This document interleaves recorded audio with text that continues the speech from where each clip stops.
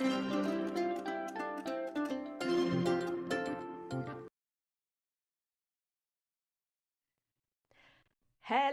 and welcome. I'm Luna. And I'm Nick.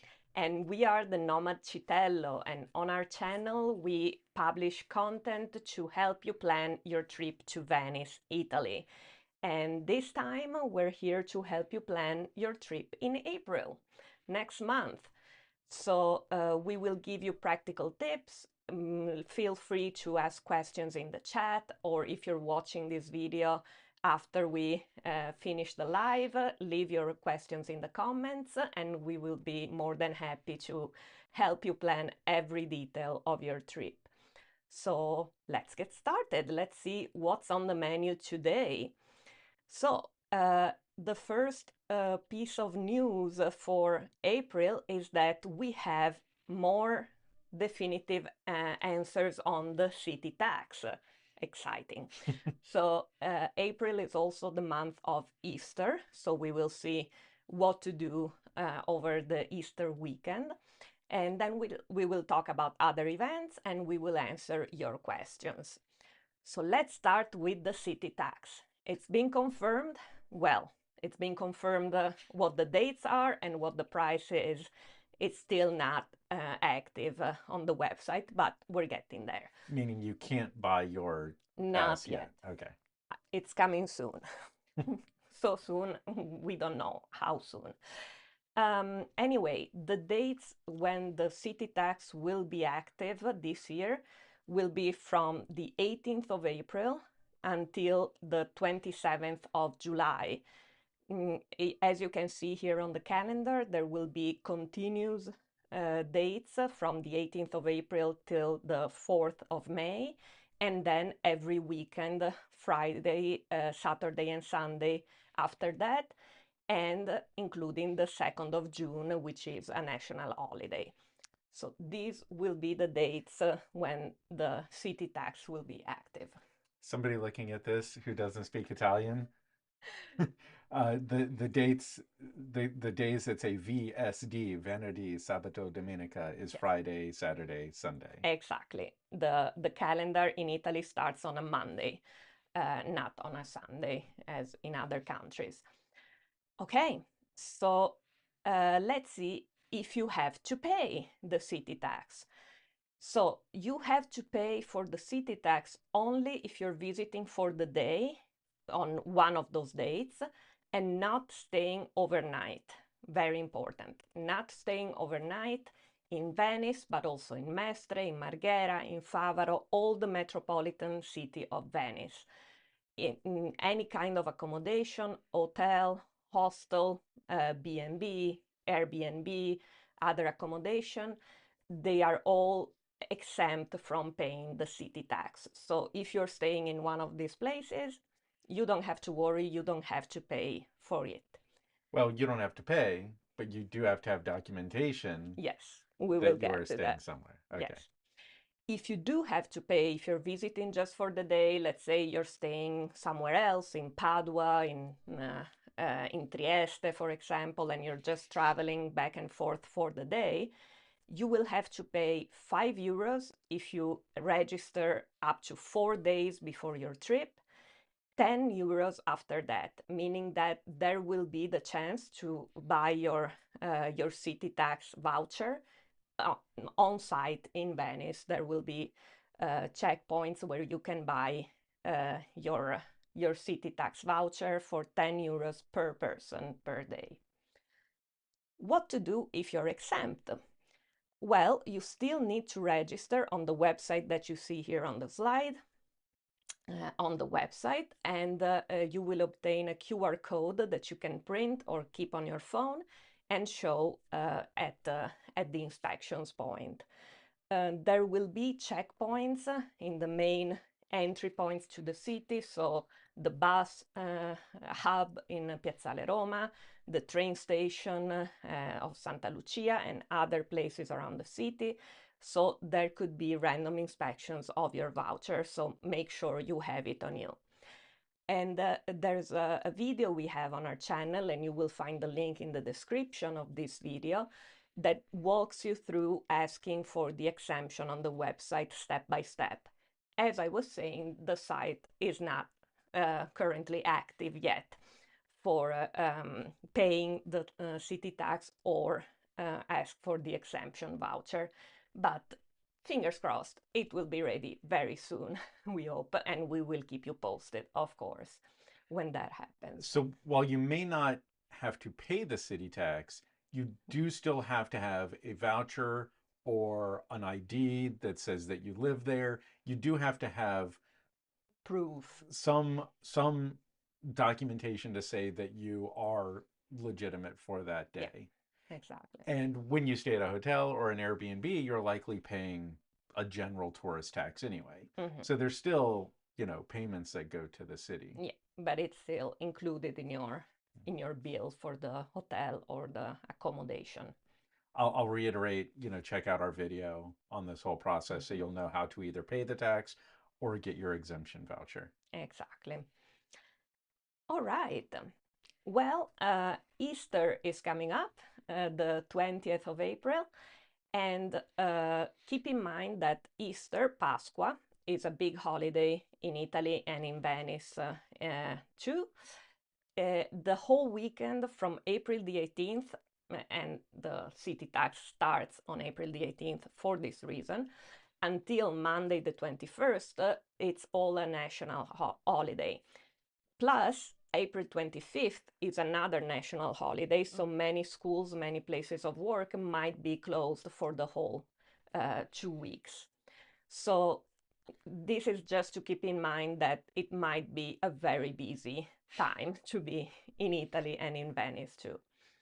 There are Holy Mass services at several times all weekend in all the major churches around town, and also starting the previous Sunday, and various rituals during the week leading up to Easter. So you can find all the different schedules directly on each single church, and it will be very easy to see the ritual and the Holy Mass around town. Now, I want to make a point here of how to be respectful when you want to attend a Holy Mass in Venice, but in Italy in general. You have the chance to basically enter the churches for Holy Mass at any point when there's service during the day, even outside of Easter specifically. Even beautiful historical churches like the Basilica di San Marco in St. Mark's Square, without, of course, paying the ticket to visit the monument, the church, but entering to participate, to attend the service. With keeping that in mind, it's still a religious service. So first of all, there's a dress code. You need to have your shoulders and your knees and possibly your feet covered at all times. You cannot take pictures or videos because you're there to participate to the service, not to sightsee. And it's disrespectful to leave before the end of the service. So if you decide to participate, just be in the moment, stay there, enjoy the environment, but don't be disruptive. That's what I want to say about the Holy Mass and the services in the Catholic churches around Venice. Now, there's a tradition of having Easter lunch with your family in Italy.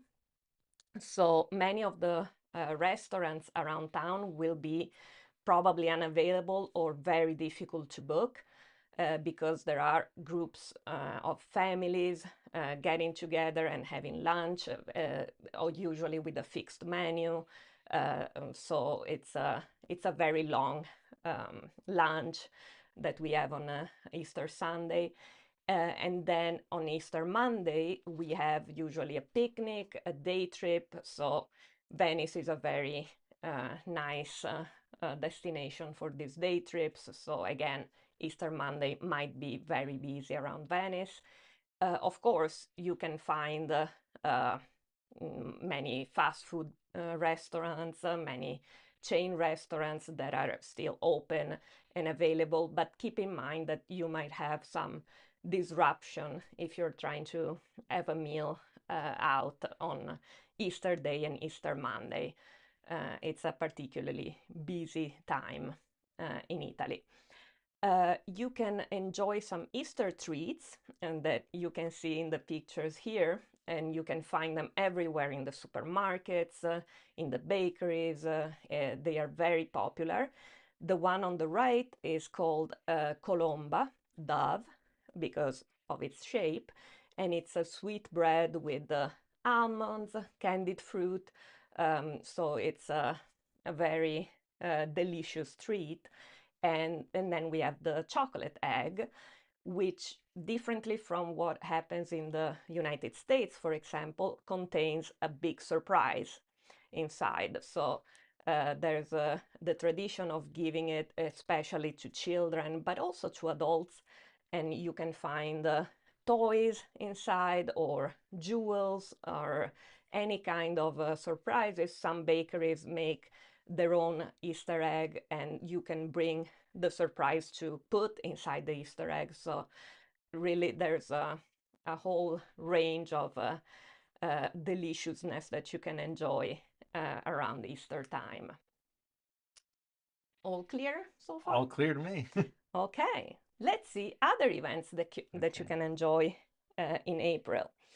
April 6th is the day of the Sueso per I ponti, literally up and down the bridges, which is a walk, I would say, more than a race, that involves thousands of people, participants. There are school children, there are families, there are actual runners that compete.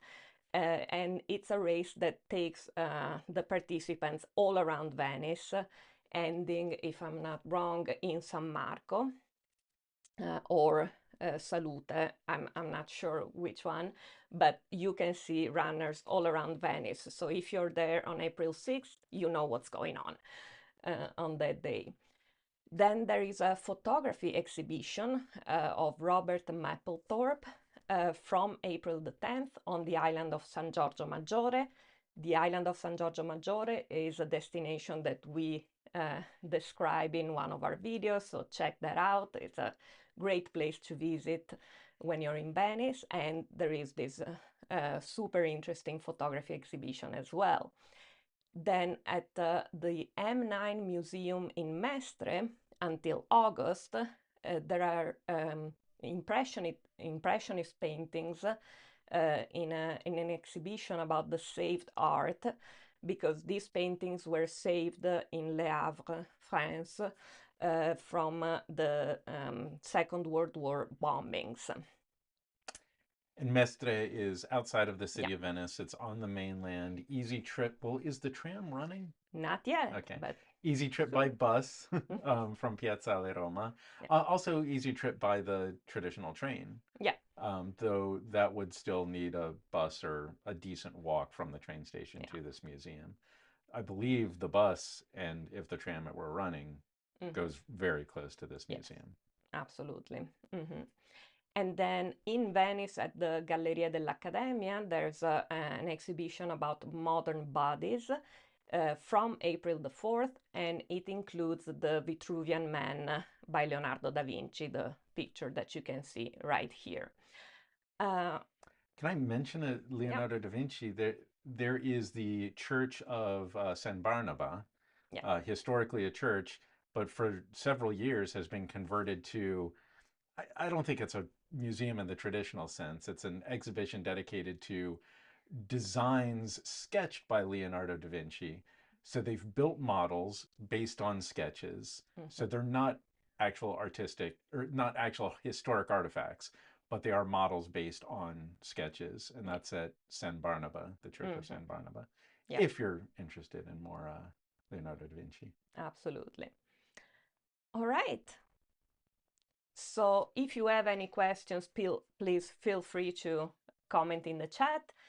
I wanted to answer some of the questions we got in the comments in the last few days.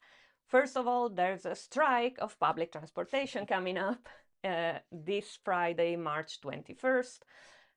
As you know, strikes of public transportation are announced very close to the date. They can cause quite a lot of disruptions because, of course, you cannot be sure if the vaporetto, the bus, the tram, if anything is running on that day. But the connections to the islands are always guaranteed. So Murano, Burano, Torcello, Giudecca, Lido are always going to be connected via water bus, vaporetto. And there are some protected times. So from 6 to 9 in the morning and from 4 to 7 in the afternoon, there will always be a guaranteed service of all public transport. Of course, keep in mind that everybody has to fit in those few hours, so it will be very crowded, much more than usual, if you have to get on the bus or on the vaporetto. So if you can avoid public transport for the day, that's better for you, for sure. Then we got a question about Ali Laguna return tickets. So Ali Laguna is the private boat service that transports people from the airport to the city and also to Murano. It's basically the airport shuttle on a boat. Exactly.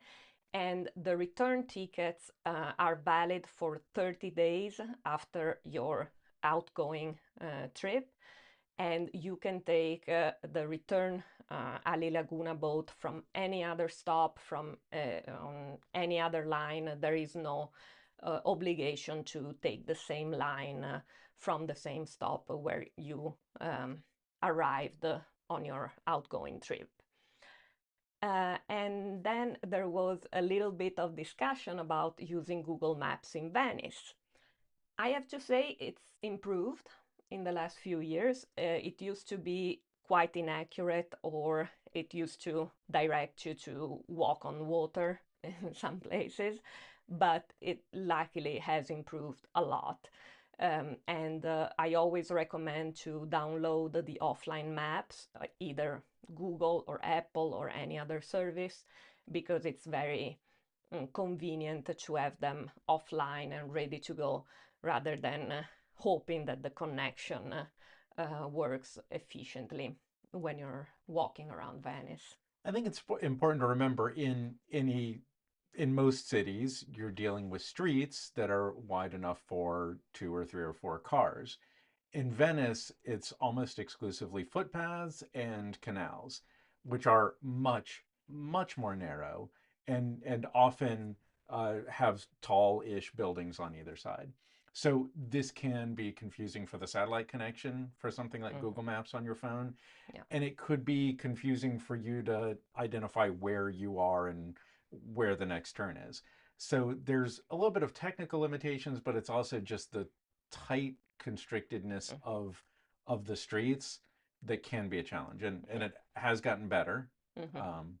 But don't expect it to be quite as easy as walking down a street in most other cities. Yeah.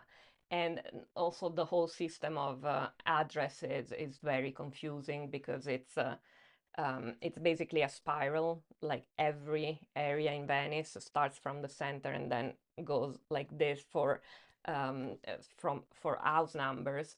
So it's very hard to find a specific address if you're looking for it. So it's easier if you have some reference point like a bridge or a shop on the corner or something like that. It's much easier to find your way around Venice. And take a look at our video on walking in Venice, where we show you how to read street signs, how to find Vaporetto stations as landmarks, things like that.